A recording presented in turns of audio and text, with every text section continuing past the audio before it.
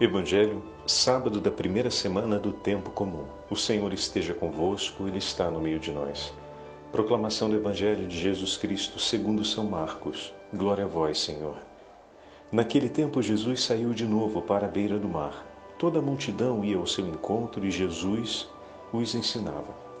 Enquanto passava, Jesus viu Levi, o filho de Alfeu, sentado na coletoria de impostos e disse-lhe: Segue-me. Levi se levantou e o seguiu.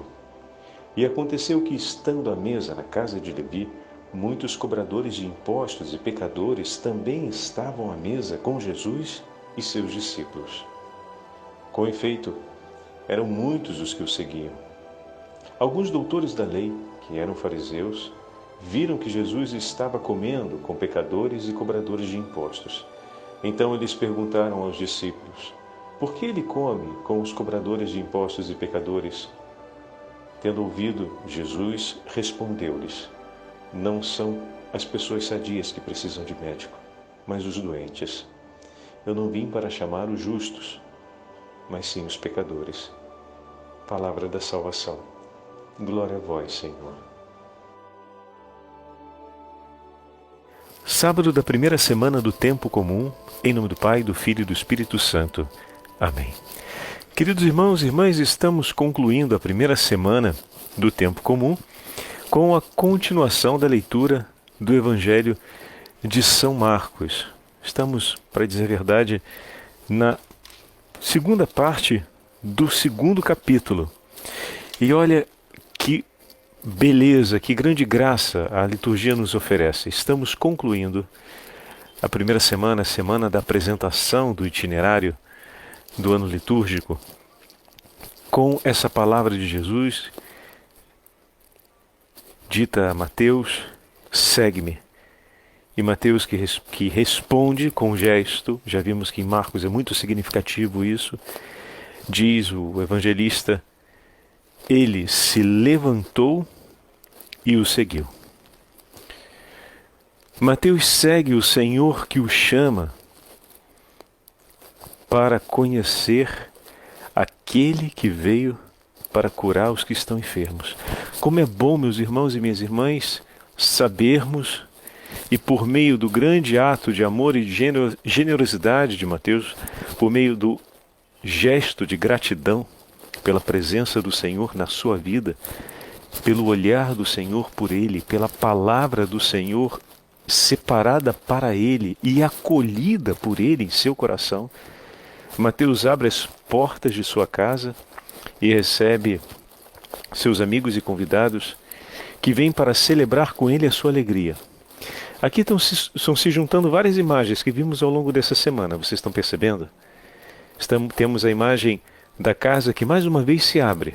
O Evangelho começa, para ser mais exato, na continuação daquilo que ouvimos ontem, onde a multidão que se acumulava na casa onde Jesus estava e ensinava,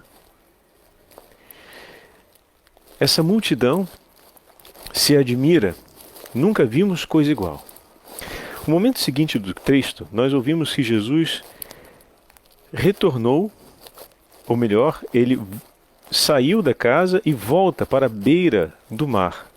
E toda a multidão ia até ele, e ele continuava ensinando. O Senhor permanece ensinando a boa nova do reino dos céus, e a multidão, ávida por ouvir o Senhor e por buscar nele respostas, segue o Senhor. Como ontem percebemos na narrativa do Evangelho, tem dois modos de se aproximar do Senhor.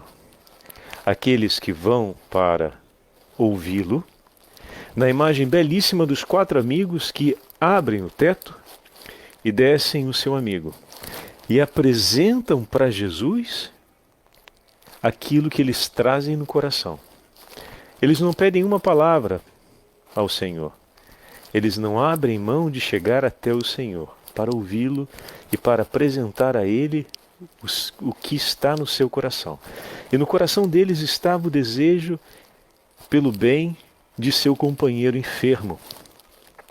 Isso faz lembrar muito a imagem da casa de Pedro que se abre para receber o Senhor e os discípulos que imediatamente apontam para aquela que amam, estimam e que está enferma. E Jesus imediatamente estende as mãos na direção dela, a toca e a cura de sua febre. Aqui aqueles amigos, juntamente com todos que estão ali ao redor, estão ouvindo a Jesus. Eles trazem no coração uma intenção e eles colocam essa intenção diante do Senhor sem pedir uma única palavra. Ao encontrarem Jesus, colocam o que tem no coração diante dele e esperam pelo falar do Senhor. É o Senhor quem tem a prioridade da palavra. É Ele que tem algo a dizer diante daquilo que vê. O coração que se abre no gesto de caridade, no gesto de misericórdia dos 4 amigos pelo seu companheiro enfermo. Em contraste a essa imagem, tinham ali os doutores da lei e os fariseus, que estavam juntos com a multidão, dentro da casa, sentados num espaço para eles, mas cujos corações não queriam acolher o que Jesus tinha a dizer. Estavam certos do que queriam e queriam obter acusações contra Jesus. A prioridade estava sobre eles, não sobre o que o Senhor tem a dizer, mas sobre o que eles vão recolher daquilo que for dito, para terem certeza do que eles querem. Então, 2 posturas o nosso coração pode admitir: dar prioridade àquele que é o Senhor onipotente, para que Ele fale e, colocando o nosso coração aberto diante dele, possamos acolher a sua palavra, ou então estarmos completamente convencidos de nós mesmos, cheios de si mesmo, e andarmos ao encontro desse Senhor, com a prioridade sobre nós para arrancarmos dele o que for possível para satisfazer o nosso interesse. Muito bem, isso está claro, né? A imagem da casa aqui retrata esses 2 personagens de interlocução com Jesus. Esse foi o evangelho de ontem. Jesus deixa a casa onde estava e vai para a beira do mar. A multidão vai ao encontro dele. O Senhor ensina. Ao passar no seu caminho, viu Levi, filho de Alfeu, sentado na coletoria. Mateus, como vamos saber que é o filho de Alfeu, Mateus estava no seu trabalho. Um trabalho, de certa forma, ingrato, no que diz respeito à relação social com os seus iguais. Mas um trabalho nobilitário, porque, afinal, cumpre um ofício que seria equivalente a um serviço público em nome do império. Não se trata de um homem pobre, não se trata de uma pessoa humilde enquanto despossuído de bens, possuía consigo um certo nível de prestígio público, mas uma coisa era certa. Só um minutinho, que acabamos de receber uma visita ilustre aqui no quarto, que, como eu estou por alguns dias na casa de minha mãe, tem um gatinho que não gosta das portas fechadas. De repente a porta começou a se mexer e eis que ele entrou no quarto. E está aqui com a gente agora. Deixa eu ver se ele... Muito bem. Pronto. Já viu o que está acontecendo? E agora seguiu de volta para a sala. Eis que a porta se abre e entra o gato. Muito bem. Voltando à nossa meditação. Então, o que temos aqui? O Senhor que passa, olha para Mateus. Ele apresenta a sua palavra. Bom, Mateus não estava seguindo o Senhor como a multidão. Diz o texto de maneira bem clara que viu Levi, o filho de Alfeu, sentado na coletoria. Ele estava no exercício do seu ofício. A multidão ia ao encontro do Senhor e buscava. Vocês lembram a meditação, algumas meditações atrás, quando nós fizemos essa referência da mudança do paradigma, depois que o Senhor livra aquele homem da possessão diabólica, da lepra, e diz para que ele se apresente aos sacerdotes, e ele sai dizendo para todos, e ali o padre tinha feito uma referência, olha que houve uma mudança de paradigma. As pessoas não vêm mais agora para ouvir o que o Senhor tem a dizer, mas elas vêm para arrancar deles o que seja necessário para elas. Então, o ponto central de prioridade é sobre o que elas querem ter dele e não o que ele tem a oferecer para elas. Muito bem, olha aqui, meus irmãos. Mateus está sentado e eis que Jesus chega e lhe oferece. Voltamos ao paradigma inicial, muito mais cheio de sensibilidade sobre a graça, a generosidade e a doação do coração de Deus. Mateus estava onde deveria estar naquele momento, trabalhando. E eis que Jesus vem até ele, o Senhor vem até nós e oferece daquilo que é seu. E olhando, lhe entrega a sua palavra. O que nós falávamos que é fundamental para que possamos estabelecer aliança com o Senhor? Acolher a boa nova, o anúncio do Evangelho. Eis que Jesus, o próprio Evangelho do Pai, chega diante de Mateus e se apresenta a ele com uma única palavra: segue-me. Com uma ordem, um imperativo: você segue-me. E Mateus estava ali, mas a sensibilidade do coração de Mateus era tão intensa que bastou uma única palavra para que ele acolhesse todo o verbo. Uma única palavra e foi suficiente para acolher o verbo divino. Com uma única palavra, Mateus acolheu Jesus. Como vemos e já temos observado no texto de Marcos, do Evangelho de São Marcos, Mateus não faz um discurso. A resposta é sempre um gesto. A sogra foi curada, se levantou e serviu com amor. Mateus ouve a palavra do Senhor e diz o texto, ele se levantou e o seguiu. E deixando tudo, seguiu. Uma única palavra foi suficiente. Mateus não estava com a multidão que percorria, que procurava Jesus de lá e de cá. Não pertencia Mateus ao grupo daqueles que iam ao encontro de Jesus para tirar em favor de si próprio o que poderia lhe servir, mas que vivendo a vida do dia a dia é visitado pelo Filho de Deus. E nessa visita, nessa chegada do Filho de Deus até ele, que escolheu vir até ele, ele para o que está fazendo e ouve o que esse, que é o Filho de Deus, tem a lhe dizer. E ele lhe disse uma única palavra: segue-me. E isso foi suficiente para o tudo de Mateus. Ele se levantou e o seguiu. A partir daquele momento, a sua vida toma uma nova direção. Ele está deixando aquilo que é o seu trabalho, está deixando aquilo que é a sua ocupação, está deixando aquilo que é o seu serviço e está estabelecendo para si uma nova escolha. Segue-me significa agora estar sob a sua regência.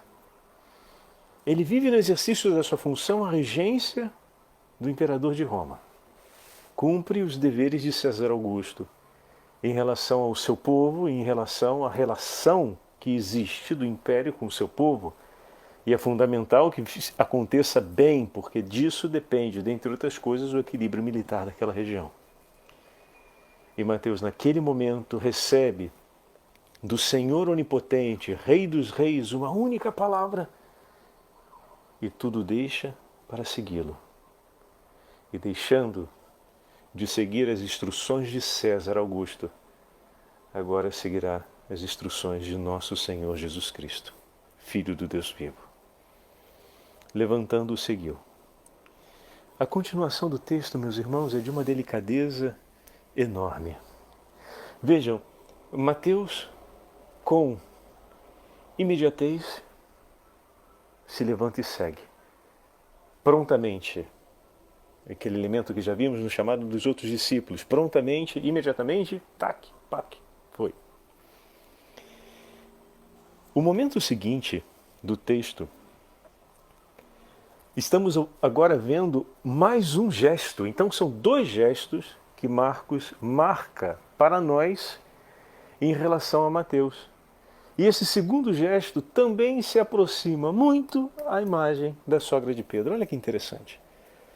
Mateus levanta e segue como resposta ao chamado do Senhor. Essa resposta ao chamado do Senhor, esse gesto de resposta ao chamado do Senhor, ecoou na sua vida um efeito. Assim como o toque de Jesus sobre a sogra de Pedro ecoou sobre a sua vida um efeito, e nós já meditamos isso lá atrás. Que efeito, Padre?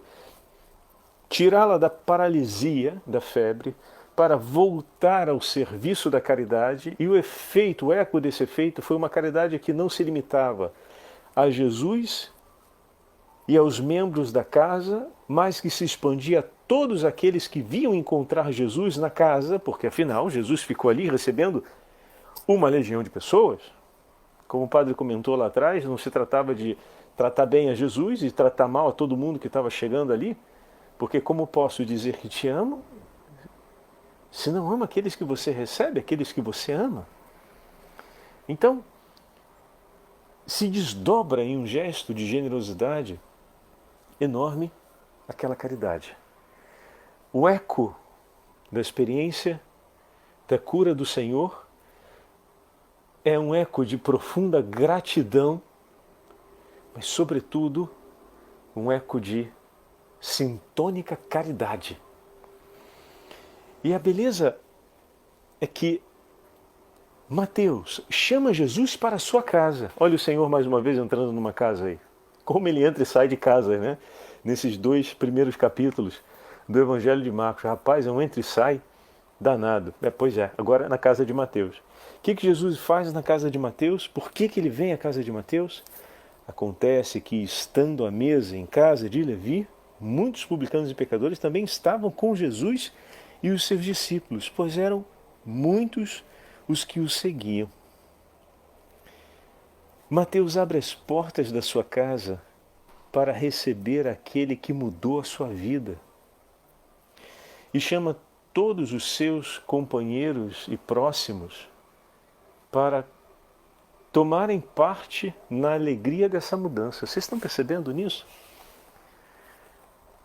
A alegria de ter mudado. Mudado como assim, Padre? Ele mudou em que sentido? Ele tomou uma decisão importante na vida dele. Daquele dia em diante, ele seguiria não mais a César Augusto, mas a Cristo Jesus. E essa é uma mudança muito importante. De hoje em diante, viverei para seguir esse homem. Encontrei o horizonte da minha vida. Eis aqui, aquele que me entrega o plano de vida, o itinerário de vida. Por isso, concluir a primeira semana do tempo comum com esse testemunho de Mateus, que se alegra e divide com os seus amigos a felicidade de ter encontrado aquele que me ajuda a viver o itinerário da minha vida, aquele que é agora o itinerário da minha vida, aquele que veio até mim, que se apresentou para dizer: eu vim por você. Eu vim aqui, Mateus, aonde você está, para dizer: segue-me. E Mateus, compreendendo com o coração, ou seja, acolhendo com o coração, para ser mais exato, levanta e segue. Tudo que estava por vir depois de se levantar e segui-lo ainda era para ser conhecido.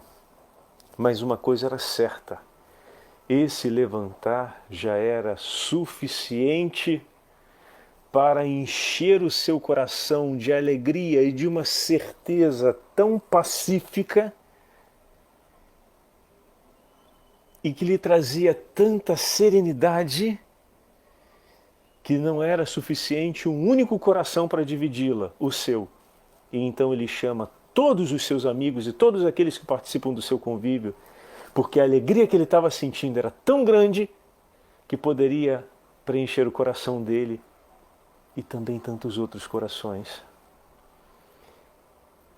Tantos outros corações que o amassem. Quando nós amamos uma pessoa, meus irmãos, a alegria do coração dela se torna também a alegria do nosso coração, não é verdade? Por isso, pai e mãe, você que está me ouvindo, quando o seu filho trouxer para você uma palavra forte, uma palavra intensa, pois você, olhando nos olhos do seu filho, da sua filha, você consegue reconhecer isso, dizendo que ele vai para o seminário, que ele vai ser, ou que ele vai entrar para o convento, ou que ela está pensando em entrar para a vida religiosa,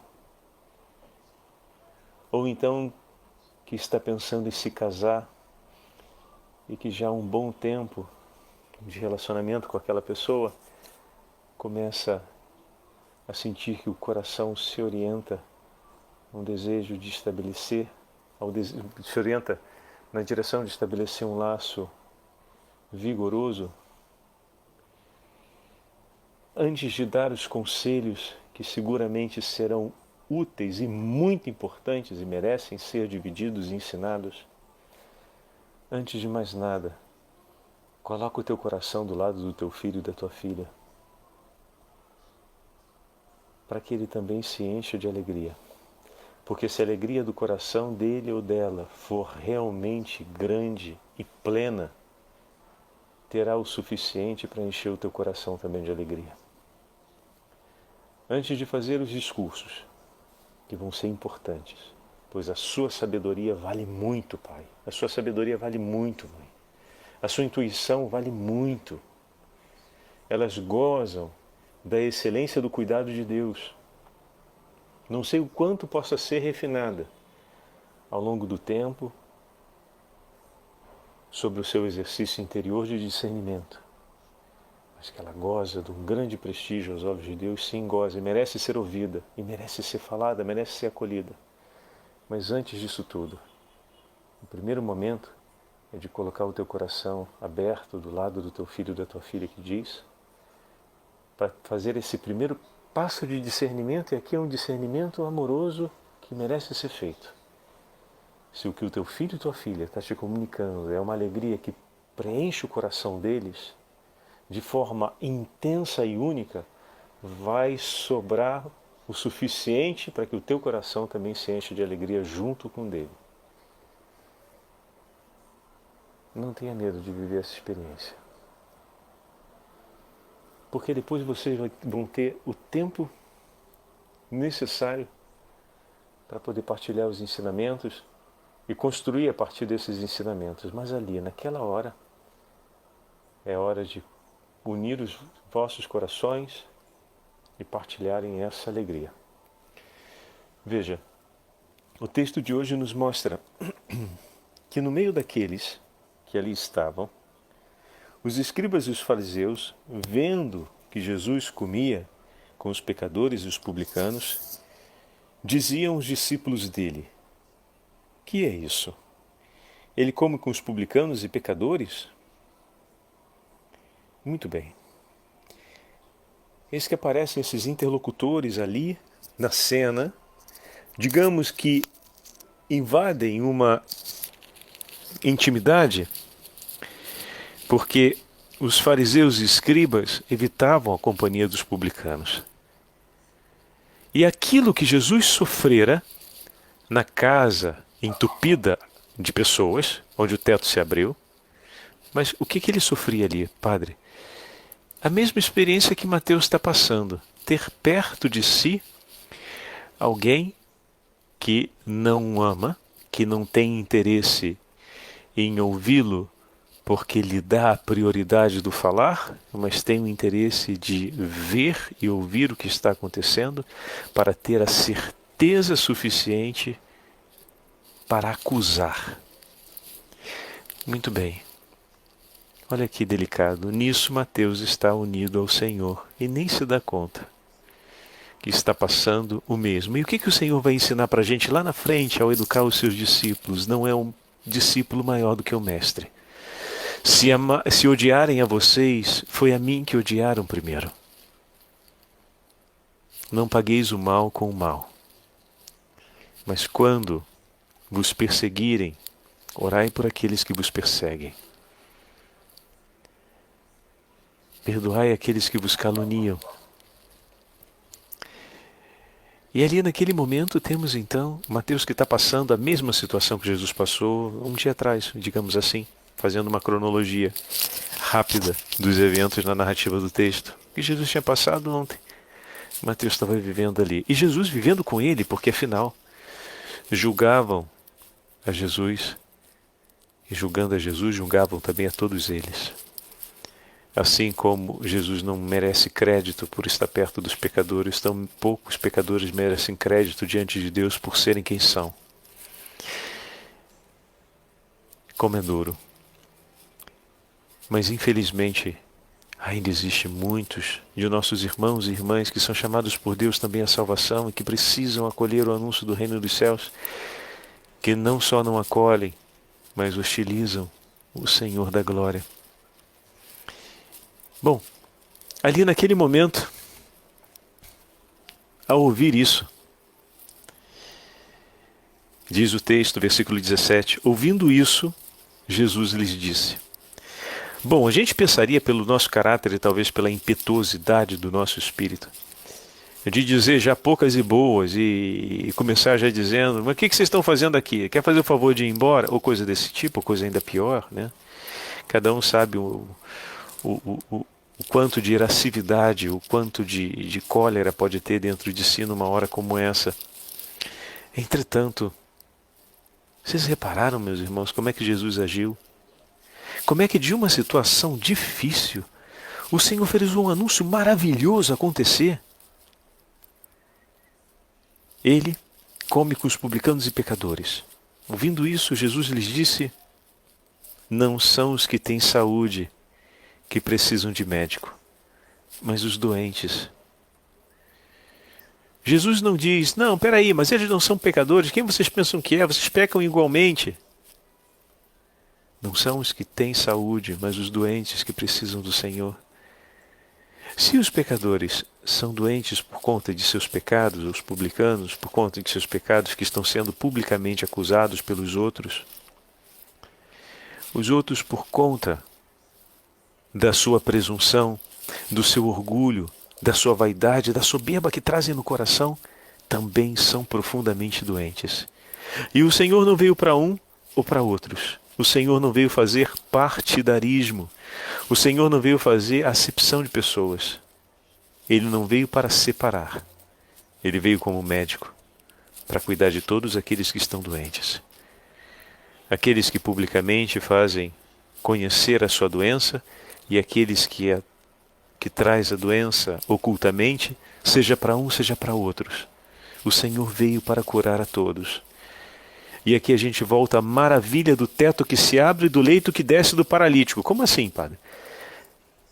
Jesus vira o jogo naquela casa e ensina a misericórdia e cura aquele paralítico fisicamente para que seja testemunha evidente para aqueles de coração duro, como vai dizer o evangelista, que estavam ali para acusá-lo, para que eles não tenham dúvidas que estão diante de Deus.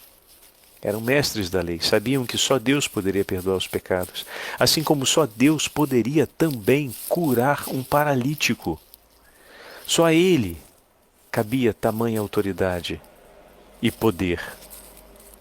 E o Senhor cumpre as duas obras. Primeiro entrega o dom mais precioso sobre todos os dons, o perdão dos pecados. E depois realiza o outro milagre de menor, por assim dizer, proporção como efeito de eternidade, que é a cura física, para que eles possam acreditar, para que eles possam abrir o coração, para que eles possam finalmente dar vez e voz, para que o Filho de Deus que veio no meio de nós, o Emanuel, possa falar e dividir o seu tesouro, dividir aquilo que é seu com cada um de nós. Vocês estão ouvindo o cachorrinho chorar? É o amigo do gatinho aqui de casa. Os dois são muito comunicativos. Um não gosta da porta aberta e sempre que a porta, não gosta da porta fechada, sempre que está fechada vem abrir. E o outro não gosta de ficar sozinho. E quando fica sozinho se lamenta. Tá, com razão ele, com razão. Tá pedindo a companhia do dono. Ele não gosta de ficar sozinho. Afinal, quem gosta de ser deixado sozinho, né? A gente gosta sempre da companhia do outro. E o Evangelho de hoje, então, nos fala o tempo inteiro de companhia, de portas abertas. Estão os dois aqui na vibe, como a gente poderia dizer, do Evangelho. Dentro da gatice e da cachorrice deles, né? Então estão dentro da vibe do Evangelho. Nada de portas fechadas, nada de ser deixado sozinho em nenhuma parte. O Senhor veio mesmo para estar conosco, né? Acabei de falar do Emanuel e o outro está se lamentando ali embaixo porque está se sentindo sozinho, provavelmente ficou fechado sozinho, ou no quartinho ou na área de serviço, e ele sempre chora quando o dono faz isso. E voltando então ao ritmo do nosso texto para concluirmos, o Senhor nos entrega essa palavra fantástica. Olha o primeiro ensinamento que Mateus está tomando nas mãos. Ele não esteve na casa vendo a cura do paralítico, mas ele estava vendo ali Jesus realizar a mesmíssima pregação. Ele veio para todos. Ele veio para todos aqueles que estão enfermos e que precisam de um médico. Ele não veio chamar os justos, mas chamar os pecadores. E chamando os pecadores não são só os publicanos e os fariseus, mas também aqueles que, por conta do seu orgulho, por conta da soberba, por conta da presunção, se encontram também no pecado. O Senhor veio salvar a todos. Veio para caminhar conosco, nos chamou, espera que nós possamos ouvir a sua voz. Assim completamos essa jornada da primeira semana do tempo comum e amanhã daremos início à segunda semana. E pela intercessão da Virgem Maria, que nós possamos ouvir a voz do Senhor e deixar tudo para segui-lo a exemplo de Mateus. O Senhor esteja convosco, Ele está no meio de nós. Pela intercessão de São José, da Santa Mãe de Deus, e hoje pela participação especial dos nossos amiguinhos, pela intercessão de São Francisco de Assis, abençoe-vos o Deus Todo-Poderoso, Pai, Filho e Espírito Santo. Amém.